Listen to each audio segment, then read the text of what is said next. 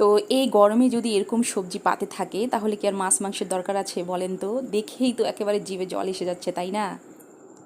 দেখুন তো, এত শান্তি, এত তৃপ্তি, ইস, মাছ মাংস মনে হয় পাওয়া যায় না। এই যে শাক, আলুর ভর্তা, এই যে আমি আরেকটা ভর্তা করেছি, এটা আমার মায়ের হাতের ভর্তা, আর একটু যদি থাকে লেবু। আসসালামু আলাইকুম, চলে এলাম আমার রান্নাঘরে। চলুন আমি শেয়ার করি আমার মায়ের হাতের ভর্তা। মা জানে আমি খুব ভর্তা পছন্দ করি।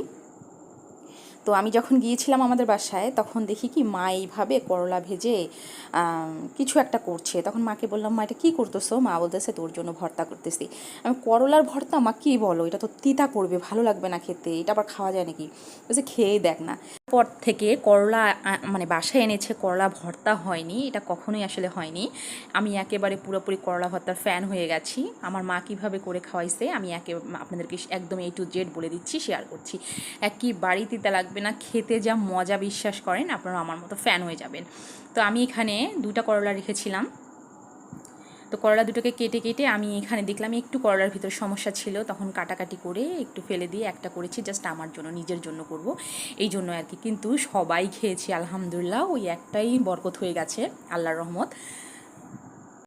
তো করলাগুলো আমি প্রথমে মানে পাতলা পাতলা করে কেটে তখন আমি যে সয়াবিন তেলে দিয়ে দিয়েছিলাম, দিয়ে এখানে একটু মানে ব্রাউন কালার চেয়ে একটু বেশি করে এইভাবে ভাজা ভাজা করে কিছু রসুন দিয়ে দিয়েছি। আমি 1.5টা রসুন দিয়েছি এখানে, 1.5টা রসুন দিয়ে তারপরে একটু ভাজা ভাজা করে উল্টায় পাল্টায় নিয়ে তারপর কাঁচামরিচ দিয়ে দিয়েছি।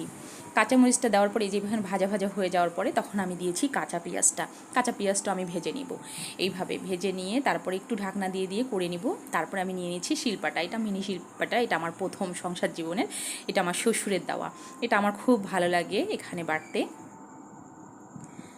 তো এখন আসলে ব্লেন্ডার হয়ে গেছে, শিলপাটায় মানুষ খুব কমই বাটে।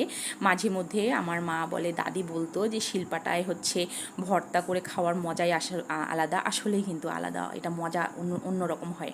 তো এই তো আমার ভর্তাটা হয়ে গেছে, এখানে স্বাদ মতো আমি লবণ দিয়ে দেবো, আর কোনো সরিষার তেল অ্যাড করার দরকার নাই। দেখেন তো কেমন হয়েছে, মনে হচ্ছে না স্বাদ হবে, একেবারে সেরকম হয়েছে, দেখে কিন্তু বোঝা যায়। আলহামদুলিল্লাহ, সবাই মিলে খেয়েছি একটু একটু করে, খুব ভালো লেগেছে।